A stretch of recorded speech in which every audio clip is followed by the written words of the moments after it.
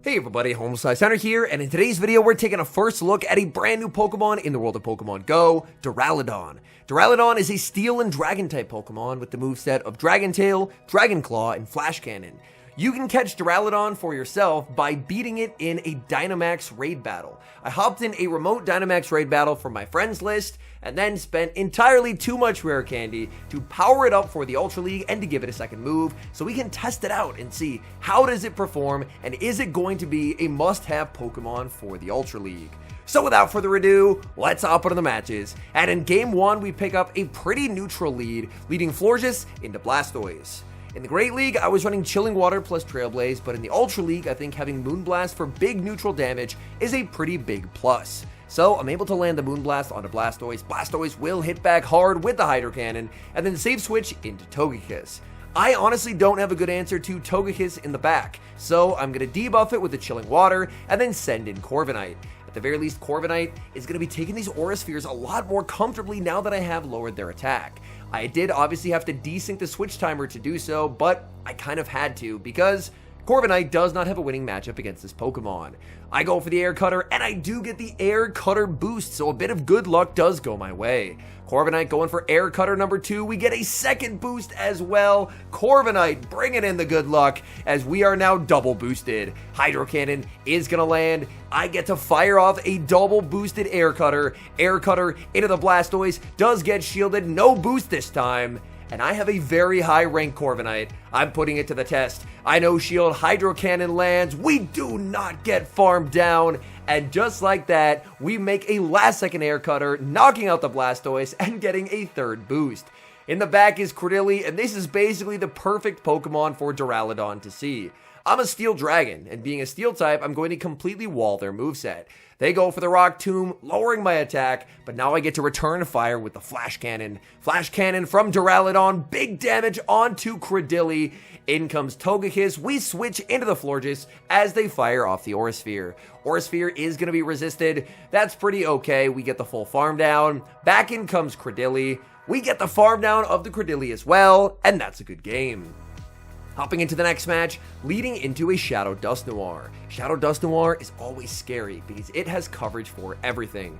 I decide not to bait, able to land the Moonblast for big damage, and a Kyurem gets safe swapped. Kyurem, honestly, is a pretty scary Pokemon for this team to see now that my Florges has some damage on it.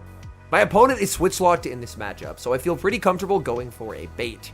Chilling Water bait gets no shielded, what a call by my opponent, and that immediately puts me on the back foot. That was a greedy bait, I get punished with an O-Shield, and suddenly things are looking very difficult. Corviknight does not beat Kyurem, that's why I couldn't just send in Corviknight into the Kyurem. Kyurem fires off the double Glaciates, out comes a Shadow Raikou. When I saw Thundershock, I was expecting Belly Bolt, but this is way cooler Belly Bolt in Shadow Raikou. Unfortunately, because I'm so debuffed, my payback did not do a lot of damage. They take the knockout with the Aura Sphere, and then back in comes Florges. I did bank a Chilling Water from earlier. Chilling Water into the Raikou does get the shield. Raikou continuing to farm up. They will not be able to get a farm down due to the debuff, and I decide it's all shields for Duraludon.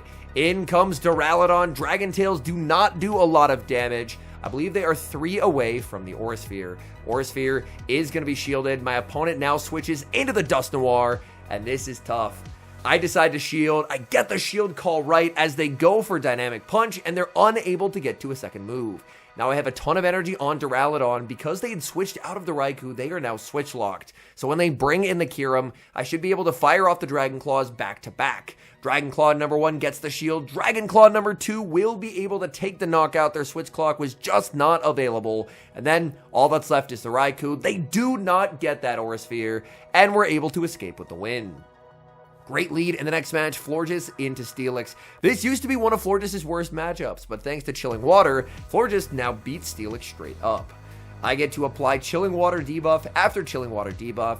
If they ever try and commit to the Earthquake, Florges can actually get a second debuff off before they do so, so instead they're just going to go for the Psychic Fangs. Psychic Fangs, of course, lowers my defense, but I'm more than able to keep pace with the defense debuff, considering I am spamming out these Chilling Waters with lightning fast speed. Florges is throwing another Chilling Water. Steelix now deep into the red. My defense is at -1, but their attack is at -3, which means I can survive this Earthquake. Not only that, but I can get a full farm down, exiting with a charge attack loaded. My opponent sends out Corviknight, so they're running an ABA Steel team, whereas I'm running an ABB. Chilling Water will land. I'm hoping for one final Chilling Water. I do not get it, as because of my defense drop, I just didn't have enough ability to survive the sand attacks. In the back is Galarian Moltres, and now let's go Duraludon. Duraludon is taking so much damage from these sucker punches. I put up the shield. It's going to be the payback. But my goodness, Duraludon, its durability not great, as we are getting torn to shreds. Look at the difference in damage between their sucker punches and my Dragon Tails. This is not great. I go for the Dragon Claw. They catch onto Corviknight. That's a really nice play. Even without that catch, that actually ends up being a CMP sack swap, so an amazing play from my opponent. Even without that, I think I was in trouble, because I just don't have a way of ever beating that Moltres, because Duraludon apparently does not beat Moltres.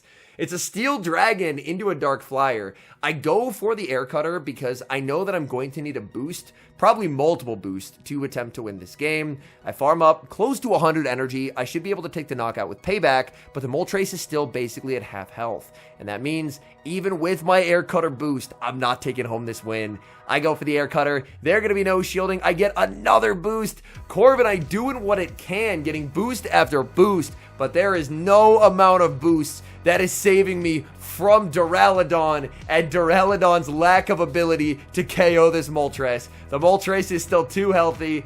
They will knock me out, and we do lose that game. Bad lead in the next match, Florges into Drapion. Safe switch Corviknight answered with a Shadow Malamar, and I decided to go for the Air Cutter instantly. 30% chance this matchup gets way easier, and I do get the boost. This XL Corviknight was boosting for me like crazy, my goodness. I'm more than happy to absorb their energy. They go Superpower. That hits harder than Foul Play, but comes at a cost. Their attack and defense are now debuffed. I'm able to bait, grab a shield, go for another Air Cutter. This cannot be a payback, so my opponent will know that they can survive it. They bank a ton of energy, in comes Drapion, but I'm already boosted, so I may as well just stay in with the Corviknight, see what damage I can get. Air Cutter will land, these sand attacks doing so much damage, and I don't think I'm quite in a range where Crunch can KO. Crunch will land. I'm able to hang on. The high-ranked Corviknight making another Air Cutter. Air Cutter lands. We get one final boost for the road, and now I will look to actually send in the Florges. Last game taught me that Duraludon has absolutely no bulk to speak of, so I need to try and keep its HP as high as possible and keep shields for it, because it's going to need it. I'm able to absorb the 2 Aqua Tails on Florges and get that farm down, so Florges does have quite a bit of energy. My opponent in the back has Annihilate. I'm farming up, going for the Moonblast, but a beautiful catch from my opponent. They end up getting the sack swap onto the low HP Malamar. Back in comes the Annihilate. I'm just going straight Chilling Water now. Unfortunately, my Duraludon can't really do much of anything into Annihilate, but I get a shield and a debuff. My opponent is going to CMP time me with a Rage Fist, but I decide I do actually want to put their attack back lower. So I put up the shield, I get to fire off the Chilling Water. Chilling Water will land, and now that I've KO'd basically 2/3 of the Annihilate, I get to send in Duraludon.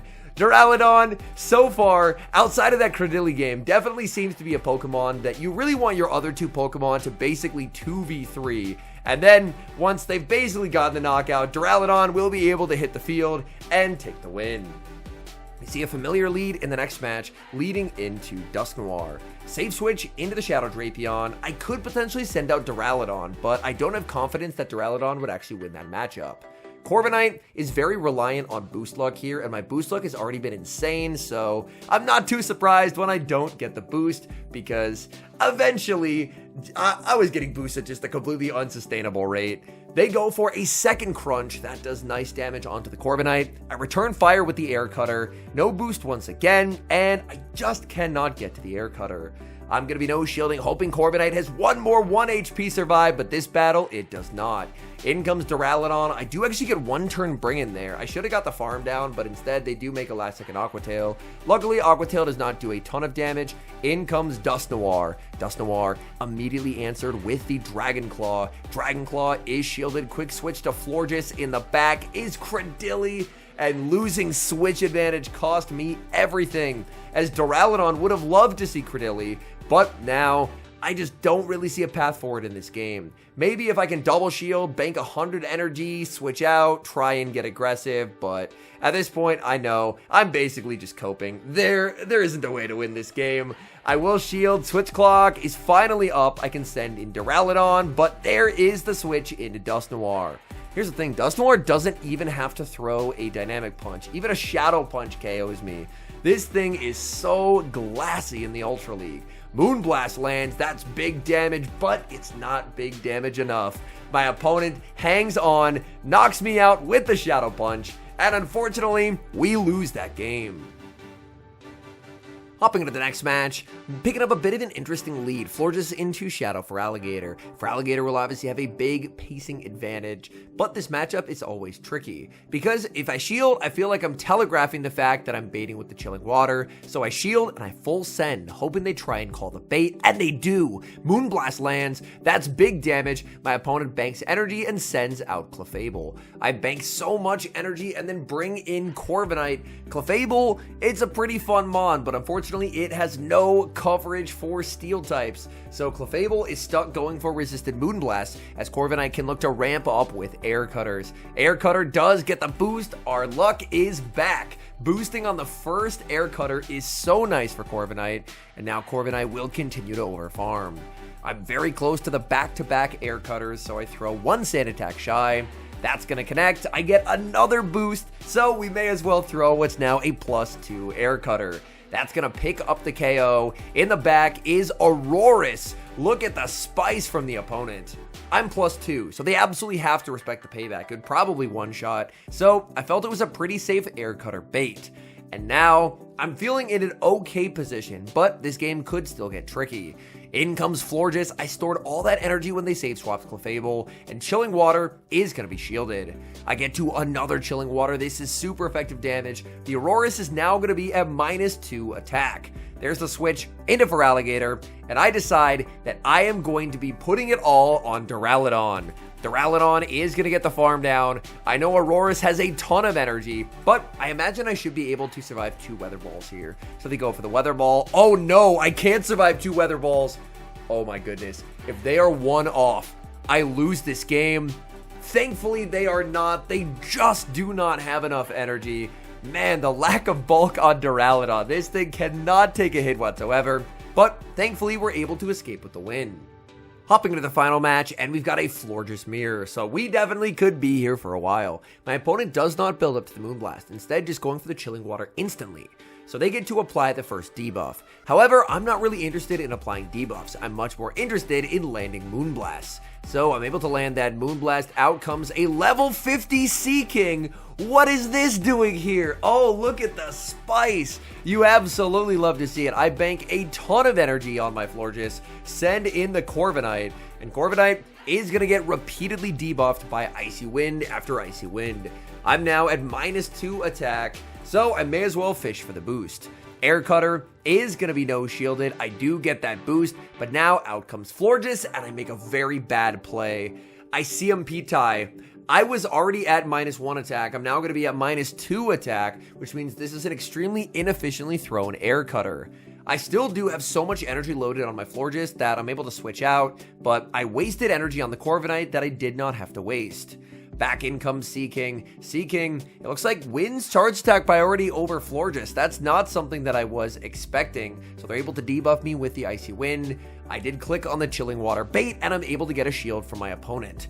It's going to be a race to the move. I get to the Moonblast. That's very nice, as even at -1, this will still do big damage. The Moonblast is going to be shielded. Sea King is going to realize they can't go for a peck down. Instead, they're forced to fire off the Icy Wind. Oh, they actually go for Drill Run to knock me out.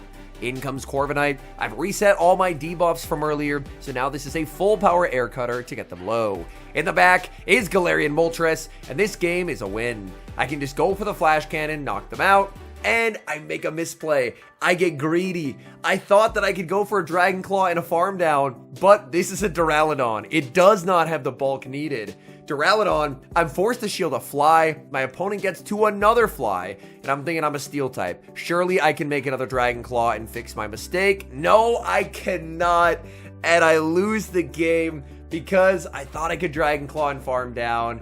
The lack of bulk on Duraludon, man, it's unfortunate. I still should have won anyway. I should have just clicked the flash cannon, but my goodness. Oh, we even get a drill run BM. Well played to my opponent there. Very nicely done. And now some final thoughts on Duraludon. Well, after playing with it for quite a few Ultra League battles, I don't think it's a particularly PvP viable Pokemon. I do know that in the future, I believe it can evolve. It can't evolve right now, but I know at some point, presumably, Archaludon will get added, and I'm hoping that Archaludon will have better stats and just be more competitively viable. Archaludon, or Duraludon as a whole, would also really like to have a bait move, as with Dragon Claw now being 50 energy, it has exceedingly bad synergy with Dragon Tail, as 4 Dragon Tails is 48 energy, and you end up just 2 energy shy, which is devastating. It means that it's 15 turns to the first move. So for now, Duraludon, it's basically just a dex entry. You can go out, play the max battles. I believe there's a bonus during this event. I don't know if we have to complete a certain amount of max battles for this to happen, but I believe there's a bonus during the event where every max battle completed gives a rare XL. I'm going to have to double check after I'm done recording to see the exact requirements on whether that's just as soon as the event begins or whether it's like a global challenge of a certain amount of battles we have to beat for that to be active. So purely based off of that, it's going to be worth playing the event, getting the max battles. But as far as battling goes, Duraludon, at least in its current iteration, it has very glassy stats, and if you're very glassy, you typically want really good pacing. And unfortunately, it doesn't really have good pacing either. So it's definitely worth grabbing, because I imagine in the future, it'll be able to evolve into Archaludon, but for now, it's not really doing much as far as battling. Anyways, thank you guys so much for watching. If you're enjoying the content, make sure to leave a like and subscribe to the channel if you haven't. And a special thank you, as always, to our channel members here on YouTube. The support you guys provide is genuinely so appreciated. So thank you guys so very much. And until next time, I've been HomeSliceHenry.